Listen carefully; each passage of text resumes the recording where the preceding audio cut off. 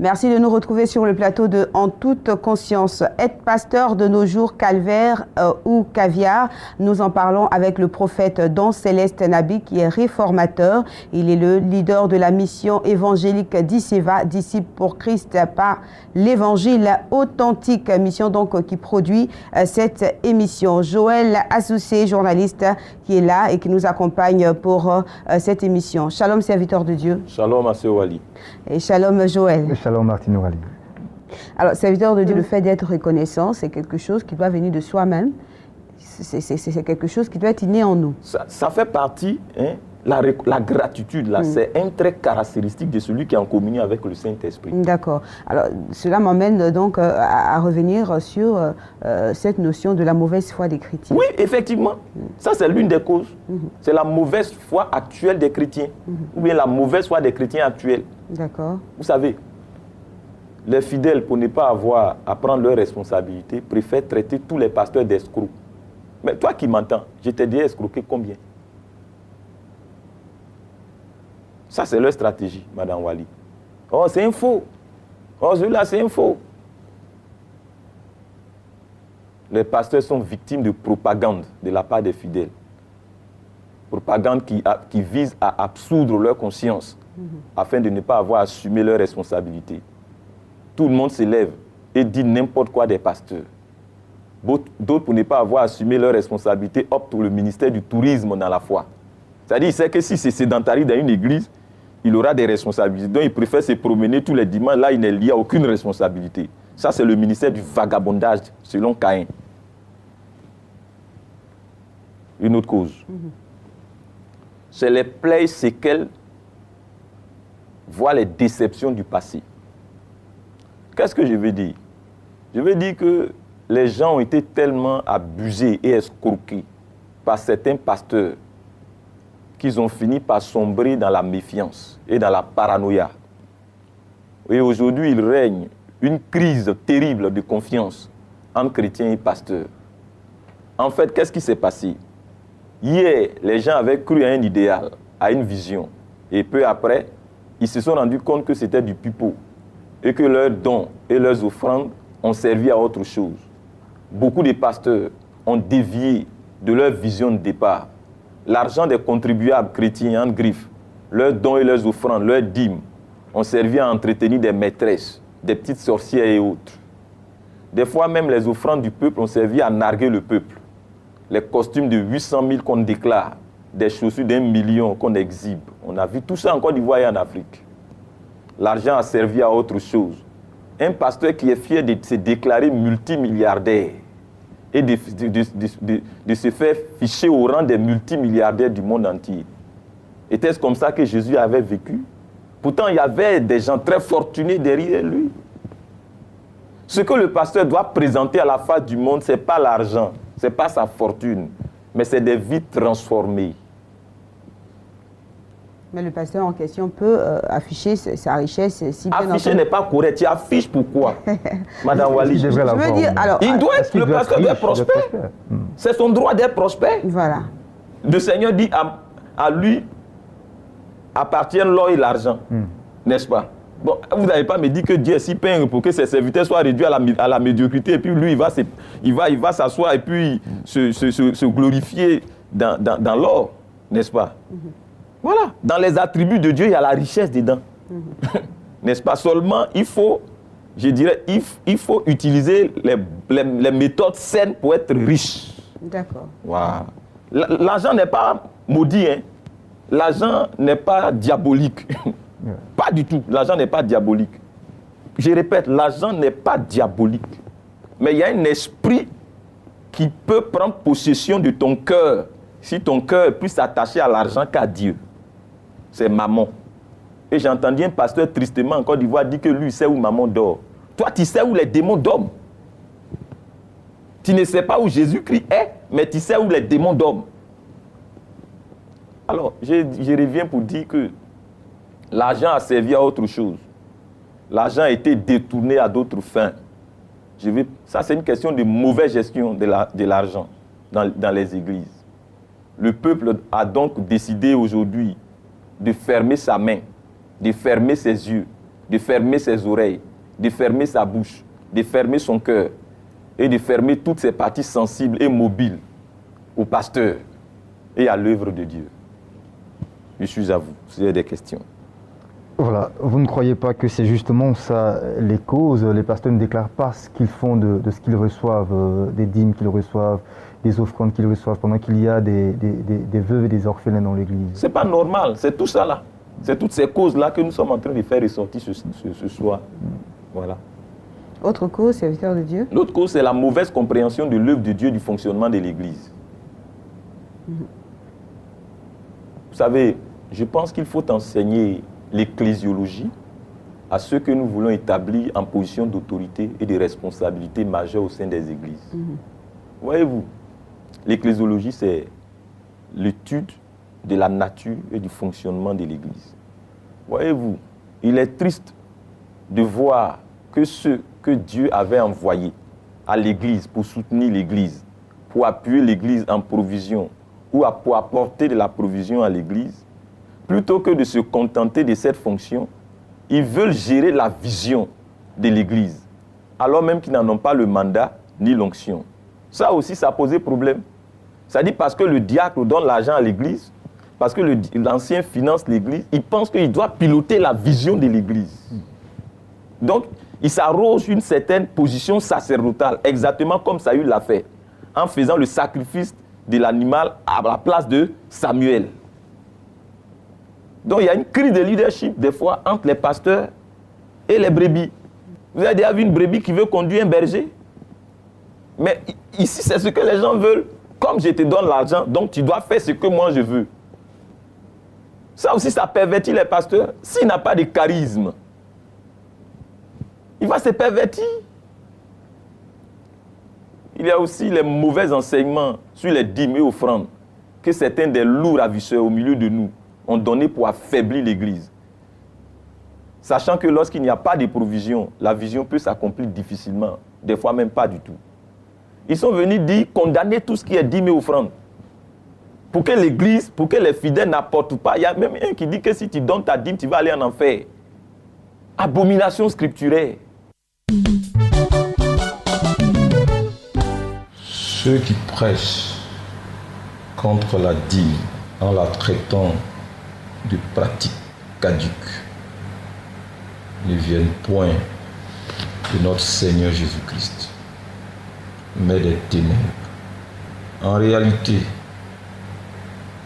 financés par le moyen des fonds occultes, ils ont été lâchés dans ces derniers temps par Satan et les ennemis de la véritable Église, dans l'objectif sombre d'affaiblir et appauvrir l'Église et les chrétiens, et également de freiner le christianisme biblique et authentique. Sinon, si ça n'eût été le cas, ils auraient pris le temps et la peine d'encourager et d'enseigner les chrétiens sur la pratique de la libéralité qui était inhérente à l'Église primitive et qui constitue un modèle à imiter à notre ère tout en contextualisant les choses. Voir Acte 4, versets 32 à 35. À défaut d'enseigner sur la libéralité qui laisse les chrétiens honorer leur Dieu, prendre soin de leurs églises locales et contribuer à faire avancer l'œuvre de Dieu et le christianisme, ne serait-ce qu'avec le 10e de leurs biens, c'est-à-dire la dîme. Vous savez, si la première pratique de la dîme n'a pas été instituée par la loi et qu'elle a été motivée par un élan d'adoration et de gratitude selon Genèse 14, versets 17 à 20. Nous croyons qu'il ne revient donc pas à la loi de mettre fin à cette pratique d'adoration. C'est plutôt l'apostasie et l'ingratitude qui sont en train de mettre fin à ce qui est noble au regard de notre Seigneur. D'ailleurs, cela m'étonnerait fort bien que Dieu puisse expédier en enfer ou dans les soucis une personne ayant confessé Christ en esprit et en vérité, simplement parce que celle-ci se serait résolue dans son cœur de l'adorer avec ses biens et d'aider l'Église à progresser par le moyen de ses actions de gratitude, notamment la dîme. Je n'ai lu nulle part dans les Écritures que ceux qui donnent leur dîme sont maudits. Par contre, j'ai lu dans les Écritures que ceux qui trompaient Dieu dans leur dîme et offrande avaient été frappés de malédiction. Malachie 3, versets 8 à 9. J'ai aussi lu qu'Ananias et Saphira sont morts pour avoir tenté Dieu en mentant au Saint-Esprit au sujet de leurs dons. Acte 5, verset 9. Même notre Seigneur Jésus-Christ, s'adressant aux pharisiens et aux scribes, n'a pas censuré la dîme. Vous pouvez le voir dans Matthieu 23, au verset 23. Attention, attention, peuple de Dieu dans le monde entier. Ceux qui prêchent contre la dîme ne viennent point de notre Seigneur Jésus-Christ. Ils ne sont point des nôtres. Leur mission véritable et cachée, c'est bien de détruire le christianisme et d'appauvrir les églises. Bientôt et très bientôt, ils vous diront de ne plus faire des offrandes. Bientôt et très bientôt, ils vous diront même que c'est un péché que de se rendre dans une église. Attention, attention, soyez éclairés et tenez ferme dans les Écritures. Shalom. Est-ce que c'est normal pour un pasteur de dire à un fidèle, donne-moi 300 000 francs et donc faites une offrande de 300 000 francs action prophétique et dans 6 mois vous aurez un enfant, un mari? Est-ce que c'est normal cette pratique? C'est du charlatanisme. Moi, je n'ai jamais lu dans les Écritures, ni notre Seigneur Jésus-Christ, ni les apôtres qui ont demandé qu'on leur donne de l'argent avant qu'ils ne prient. On appelle ça une action prophétique. Non, je répète, j'ai dit, moi, je suis dans les Écritures. Je ne suis pas dans du soufisme ou dans le maraboutage. Je ne suis pas un marabout. Je dis que sur la base des Saintes Écritures, maintenant, ceux qui pensent que ce que je dis est faux, qu'ils m'en apportent la contradiction. Ça fait 2 ans. Le plateau est là, je les invite, ils me fuient. Voilà. Venez me donner la contradiction de mes propos. J'ai dit, je n'ai jamais lu dans les Écritures que notre Seigneur Jésus-Christ ou ses apôtres ont demandé à quelqu'un de leur donner l'argent d'abord avant qu'il ne prie pour eux. Je n'en ai pas vu. Donc, quiconque agit ainsi ne vient pas de notre Elohim Adonai. On peut le dire, je pense qu'il y a dans la Bible, il y a un prophète qui a demandé à manger au moment de bénir. Mais ce n'est pas l'argent. Ouais. Vous êtes d'accord avec moi? Ouais. Que ce n'est pas l'argent. Et qu'est-ce qui s'est passé? la nourriture. Il s'en est suivi un miracle dans la vie de cette femme. Mais depuis qu'on prend l'argent aux fidèles, quels sont les miracles? Ils deviennent de plus en plus pauvres. Donc ces gens-là, c'est des voyous, c'est des menteurs, c'est des brigands spirituels, c'est des féticheurs, c'est des charlatans. Si je dois te faire une offrande, c'est de mon cœur. Tu ne peux pas m'obliger à te faire une offrande. En ce moment, ce n'est plus une offrande. En exigeant même une somme. En précisant même le montant. On dit aux chrétiens, fais-moi une offrande qui correspond au double de ton âge, au triple de ton âge. C'est quoi toutes ces choses-là? C'est quoi toutes ces choses? Si tu as besoin d'argent, va le voir, frère, pardon, donne-moi telle somme, au lieu de mettre Dieu dedans. La crainte de Dieu a disparu de nos églises. Et ce qui fait tout ça, c'est ce que je suis en train de sortir comme cause. Il faut qu'on en parle. Qu'est-ce que tu vas essayer de faire? Tu vas dire certainement, l'homme de Dieu, il dit trop la vérité, je vais tirer sur lui. Bon, si tu tires aussi, ça ne va pas rentrer. Pour preuve, je n'ai pas de garde au corps, je me promène sereinement. Si tu mets du poison dans ma nourriture, je vais manger, je vais grossir. Je cherche à grossir. on peut aller. Nous sommes toujours avec le chapelet des causes, parce qu'il y en a plusieurs causes qu'on a vues jusqu'à présent. L'une des causes, c'est également le faux évangile de la prospérité, que j'ai condamné sur ce plateau, vous vous souvenez? Tout à fait. Voilà. Les gens ont enseigné aux chrétiens que la foi chrétienne, c'est un investissement pour des avantages rien que terrestres, ou que l'œuvre de Dieu, c'est un business. On dit que si tu donnes ça, tu auras ça. Donc, bien évidemment, on te dit si tu donnes 300 000, tu auras 3 millions dans 2 mois. On a vu le placement d'argent en Côte d'Ivoire, les chrétiens sont rentrés dedans, des pasteurs sont rentrés dedans, et les églises qui se prétendaient sérieuses ont fermé leur bouche jusqu'à aujourd'hui. Non, bien évidemment, quand on te dit que si tu donnes ça, tu auras ça, et que ça ne se réalise pas, qu'est-ce qui se passe? Normalement, on rembourse. Tu m'as dit que si je te donne 300 000, au bout de 6 mois, j'aurai 3 millions. Si je n'ai pas mes 3 millions, tu me rends mes 300 000. Ouais. Plutôt que ce soit des offrandes, que les gens fassent d'un élan d'adoration, c'est devenu des investissements, de l'escroquerie. Et en toute logique, ces gens-là s'attendent à ce que les promesses qu'on leur a faites là se réalisent. Ils attendent un retour d'investissement, c'est ce qu'on leur promet là. Ouais. Malheureusement pour eux, quand ils attendent ces promesses trompeuses et qu'elles ne se réalisent pas, ces personnes-là deviennent amères et réfractaires à tout ce qui est don et offrande visant à appuyer l'œuvre de Dieu dans la maison de Dieu. Et c'est cette situation actuelle qui est là. Puisqu'ils ont été trompés.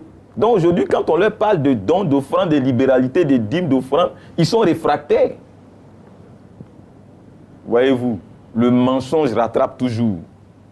Et aujourd'hui, les vrais pasteurs qui hier ont laissé faire, les faux pasteurs sont rattrapés aujourd'hui par les événements. Vous êtes tués, vous voyez qu'aujourd'hui, tout le monde en pâtit.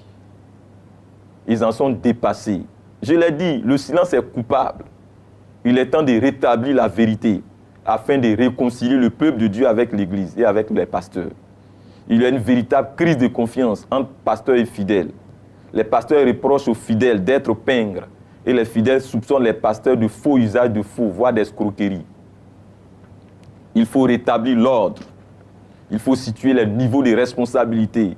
Il faut revenir à la transparence et à la vérité, car il n'y a pas de réconciliation sans la vérité. L'avant-dernière cause, c'est la méconnaissance du pastorat, sa dévaluation, voire sa profanation.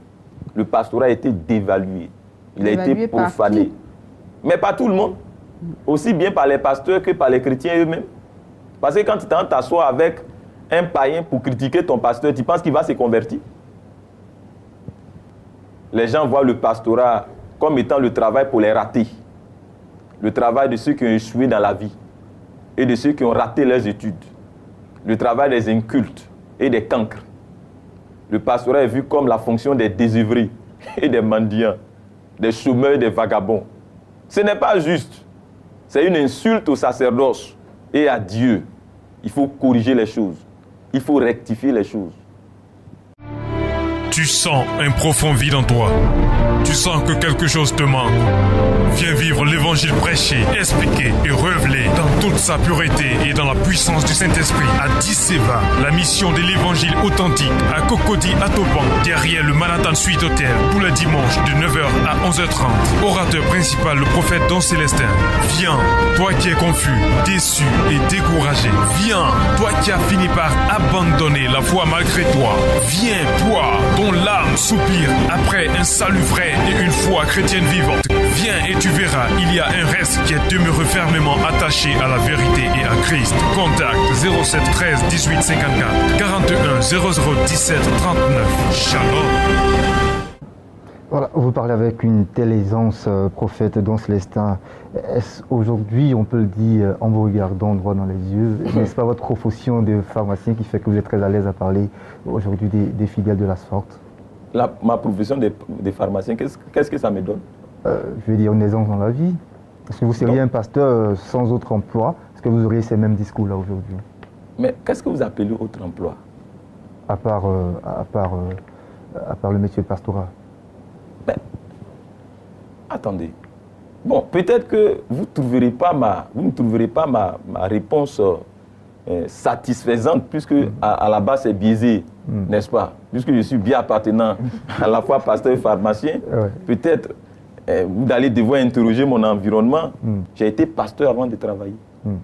J'ai fait le plein temps pendant 3 ans et demi, mais je n'ai pas cambriolé ma communauté.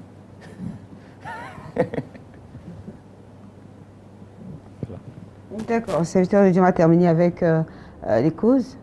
Alors, la dernière cause, c'est les ambitions non ignorées de Satan et de ses démons. Leur revanche sur Christ via l'Église. La revanche de Satan sur Christ via l'Église. C'est ça, les chrétiens oublient ça. Hein? Les chrétiens oublient que Christ a livré publiquement en spectacle Satan et tous ses démons. Et que maintenant, le corps de Christ est sur la terre. Et que Satan vise prendre sa revanche sur Christ via le corps de Christ. Je ne sais pas si vous me comprenez. Tout à fait. Ça, les chrétiens oublient ça. Satan est rancunier. Satan n'a jamais caché et ne cachera jamais son désir de freiner l'Église, d'affaiblir l'Église, de vouloir la détruire, l'anéantir.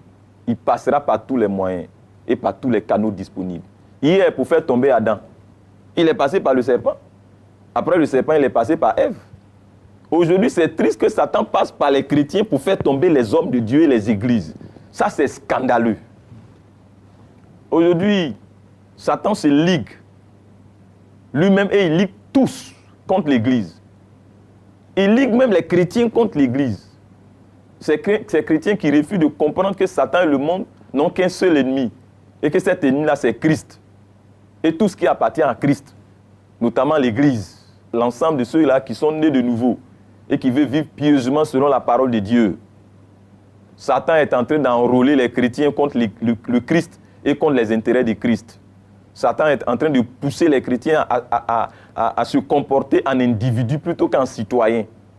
Qu'il soit clair pour tous les chrétiens qui m'entendent ce soir, que nous sommes bel et bien des citoyens de la patrie céleste.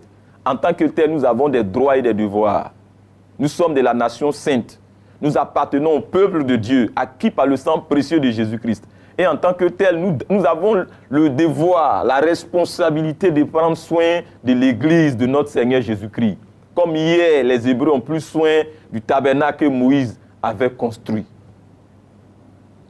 En tant que citoyen de cette prestigieuse nation qu'est l'Ecclésia de notre Seigneur, nous avons donc des droits et des devoirs, je l'ai dit, pour le bonheur et le bien-être de cette nation. Le monde ne viendra pas le faire à notre place. Le monde ne viendra pas faire le bonheur de l'Église à notre place. Le monde ne viendra pas faire le bonheur de nos pasteurs à notre place. Qu'il est malheureux que les chrétiens eux-mêmes soient en train d'œuvrer pour appauvrir l'Église, pour la vilir, la sujetir, l'anéantir et la mettre en retard, en se dégageant de leurs responsabilités, en abandonnant leurs responsabilités, en transposant leurs responsabilités sur Satan, qui jubile et qui se frotte les mains. Ne voyez-vous pas que l'Église est en train de sombrer? Voilà, donc, serviteur de Dieu, on a vu pratiquement 10 causes. Tout à fait, 10 causes. Voilà. Alors, à côté de cela, est-ce qu'on pourrait parler des conséquences à présent? Merci. Les conséquences sont lourdes de tous les côtés. Elles sont lourdes pour les églises, pour l'Église, pour les pasteurs, pour les chrétiens, pour la mission, pour l'évangélisation, pour la foi et même pour la nation. Les pasteurs ont perdu leur honorabilité, leur crédibilité. On entend dire 2 pasteurs à 5 francs. Mépris total. On refuse de faire louer les maisons aux pasteurs. Quand tu dis que tu es pasteur, on te demande tu fais quoi d'autre? Comme si le pastorat était du néant. Les pasteurs meurent de malnutrition et de jeûne forcés. Des églises se ferment en cascade, alors que de l'autre côté, les temples de Satan se multiplient de façon exponentielle. L'Église est déshonorée parce que ses guides eux-mêmes sont déshonorés. L'Église a perdu sa dignité. Les hommes de Dieu sont vus comme des mendiants et des bouffons. Certains pasteurs se trouvent dans l'obligation d'user de faux pour pouvoir survivre. C'est cela les conséquences. Satan et le monde se réjouissent de voir des oints de Dieu dans l'humiliation totale. on les nargue comme hier, les Philistins se moquaient de Samson. Beaucoup d'appelés authentiques refusent de répondre à l'appel et de rentrer dans le ministère, de peur qu'ils ne finissent comme leurs prédécesseurs. Beaucoup de pasteurs ont démissionné du pastorat pour le séculier. Le ministère fait peur. C'est une jungle et c'est un vrai mouroir. C'est cela les conséquences. Les faux appelés et autres imposteurs, quant à eux, arrivent à s'en sortir par des voies démoniaques. Ils sont enviés et on les voit comme des modèles. On s'en inspire. Les sectes pernicieuses passent pour être des vraies églises. Elles brandissent leur patrimoine et défient la véritable église de notre Seigneur Jésus-Christ. Voici que la véritable église, celle qui repose sur la fondation, est qualifiée de religion nouvelle par les sectes institutionnelles chrétiennes fortunées. Voici que les pasteurs sont dans toutes sortes d'activités équivoques pour pouvoir soutenir leur ministère. Les voici en train de diluer la vérité ou même de mentir pour pouvoir plaire et survivre. Dieu semble incapable de prendre soin de ses serviteurs. Les pasteurs sont livrés à eux-mêmes. Certains finissent dans les bras de Delilah, c'est-à-dire de l'immoralité. D'autres chez Morphée, c'est-à-dire dans la mort spirituelle. D'autres chez Mammon, la cupidité, le ministère de l'escroquerie. On a vu l'évangile de la prospérité, ce que ça fait comme dégâts en Côte d'Ivoire, en Afrique et dans le monde. D'autres encore finissent chez Baphomet, le dieu de la mondanité. D'autres finissent dans les sociétés secrètes. D'autres chez la reine du ciel. D'autres enfin chez la déesse Ishtar et son fils Tammuz. J'espère que vous me comprenez. Alors, pendant ce temps, le peuple de Dieu est réjoui et se sert de la chute des pasteurs et des dérives comme prétexte pour camper sur leur position des déserteurs quant à leurs vraies responsabilités auxquelles Dieu les a appelés, en accusant les pasteurs de tout et de n'importe quoi. D'autres pasteurs ont opté pour l'aventure au pays de Moab et au pays de Sodome, parce que, disent-ils, il y a la fortune, abandonnant totalement leur vocation première. Vous savez, il n'y a pas une confession qui maltraite autant ses guides religieux que les milieux chrétiens évangéliques, surtout d'où maladroitement indépendants. Ils ont cette facilité à bafouer la dignité et l'honorabilité de leurs guides. Ils sont prompts à les mépriser. Vous savez, se convaincre que des oints de Dieu sont indignes d'honneur, c'est voir celui qui les a établis indigne d'honneur. C'est voir Dieu lui-même indigne d'honneur. Voyez-vous, c'est toute cette façon d'avoir fait qui, hier, a poussé certains des nôtres, pas trop bien équilibrés, surtout ceux des années 90 à 2000, à aller s'armer de l'évangile de la prospérité pour régler les comptes aux fidèles. Cette frustration a poussé quelques-uns à aller réfléchir dans l'obscurité et en ressortir avec cette fausse doctrine luciférienne qui a été très dommageable pour le corps de Christ. Ce fut certes leur réaction, mais il est indéniable que chercher à spolier les biens à ceux qui refusent de les partager librement, c'est un vol, il faut le dire. Jamais le péché des uns ne légitimera celui des autres. Jamais l'antidote à l'égocentrisme et à l'égoïsme ne sera le braquage. Jamais le péché ne résoudrait un problème, mais bien au contraire. La bonne conduite à tenir face à la mauvaise foi ou face à la méchanceté, ce n'est point la méchanceté, mais c'est la bonté et la justice. Je dis simplement aux chrétiens, priez pour votre pasteur, sinon ils abdiqueront. Et Satan aura les roues libres. Je dis simplement aux chrétiens, prenez vos responsabilités envers vos bergers, sinon Satan s'en chargera tristement contre vous. Vous savez, un pasteur déchu, il est tout aussi dangereux qu'un démon. Je dis simplement aux chrétiens, prenez soin de vos guides, sinon ils vous perdront. Je dis simplement que notre armée s'amenuise à la grande satisfaction des démons. Il faut réagir. C'est une urgence. Je suis à vous, Madame Wali. Serviteur de Dieu, autre conséquence pour terminer? Vous avez une question avant que je finisse? Allez-y. Ok. Autre conséquence pour finir. Vous savez, toute cette façon de faire et d'avoir fait a entraîné la prolifération des faux pasteurs et la ruée des pasteurs faussaires de la sous-région en Côte d'Ivoire, comme si notre pays était le pays du monde le plus possédé par les démons.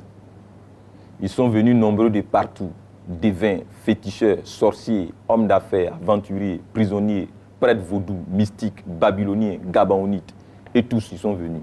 Et voici que l'Église de Côte d'Ivoire s'est complètement métamorphosée entre leurs mains, sous le regard impuissant des gardiens supposés du sacerdoce. L'Église a été et continue d'être comme une nation sans porte et sans contrôle douanier. Tout et n'importe quoi et n'importe qui y rentre et il fait tout ce qui lui semble bon. Les gens y sont venus introduire toutes sortes de pratiques, toutes sortes de feux étrangers, toutes sortes de doctrines et tout s'est gangréné. Alors, je reviens pour dire que l'Église a démissionné de ses responsabilités. Les pasteurs ont été exploités, les fidèles également ont été exploités. L'Église a été exploitée, notre Seigneur Jésus-Christ a été abusé. Le royaume a été divisé. Et cette situation a ouvert des brèches dans les portes de la patrie céleste, aux mystiques qui sont venus en sponsor aux pasteurs, aux bailleurs de fonds, aux intentions malsaines qui nous sont venus également en aide. Je veux dire venir également en aide aux faux pasteurs, bien sûr. Des fois même aux vrais qui ont succombé à leur charme. Nous voyons que nos pasteurs ont tristement recours à des fonds occultes, à des stratégies impures et de feux étrangers, de faux usages de faux, aux fausses doctrines et hérésies, aux feux étrangers, à des manifestations pseudo-charismatiques et pseudo-pentecostistes mensongères, à l'immigration vers d'autres horizons qui sont des fois dévorants pour eux. Notre pays est vu comme une manne financière très facilement accessible par le brigandage spirituel au moyen de la Bible et des manifestations pseudo-charismatiques. De potentiels Balaam ont investi notre beau pays. Ils sont en train de former les Ivoiriens à cette pratique obscure. Les chrétiens de Côte d'Ivoire ont tellement été pillés et surexploités qu'ils ont fermé leur cœur à la bienfaisance et aux libéralités. Conséquence, tout le monde en paie les frais. Surtout les ministres de Christ sincères dans leur foi et dans leur engagement et dans leur sacerdoce. Et voici que certains de nobles conducteurs, bien sûr, et guides religieux fragiles et fragilisés au milieu de nous ont opté pour l'usage du faux afin de pouvoir survivre. Madame Wali et mon frère Azoussé, nous n'allons pas attendre bras croisés le retour de Jésus-Christ pour affranchir l'Église des mains de ces incirconcis et de ces barbares et babyloniens pilleurs de l'Église et abuseurs d'âmes sincères dans leur quête de spiritualité sincère. C'est leur fin, nous l'annonçons. Nous allons leur opposer une résistance doctrinale et spirituelle farouche. Nous allons les contraindre à battre en retraite par la pression du Saint-Esprit et par la proclamation de l'Évangile authentique. D'ici peu, le feu de l'Évangile sera inextinguible en Côte d'Ivoire. Nous allons annoncer l'Évangile partout. Il n'y aura rien pour nous stopper. Toutes les églises qui reposent sur du faux et qui travaillent avec du feu étranger vont s'éteindre les unes après les autres. Un vent de jugement impétueux de l'esprit va souffler comme un ouragan sur elles et sur ces fausses dénominations. Ce sera un vent de purification qui précédera le réveil promis par notre Seigneur. Celui qui voudra s'y opposer en paiera lourdement les frais. Tous les Django de Satan vont subir. Nous prendrons des décrets divins sur l'Église et sur notre pays. Intercesseurs, soyez au front dans le secret. Enseignants des Saintes Écritures, soyez prêts à conduire le peuple de Dieu dans les profondeurs de la parole de Dieu. Évangélistes, ne laissez aucun périmètre démon, ratissez tout à votre passage. Apôtres, apprêtez-vous. Nous allons ensemble poser une fondation nouvelle pour l'Église en Côte d'Ivoire, sur des bases saines et bibliques. Préparez-vous à implanter des églises partout.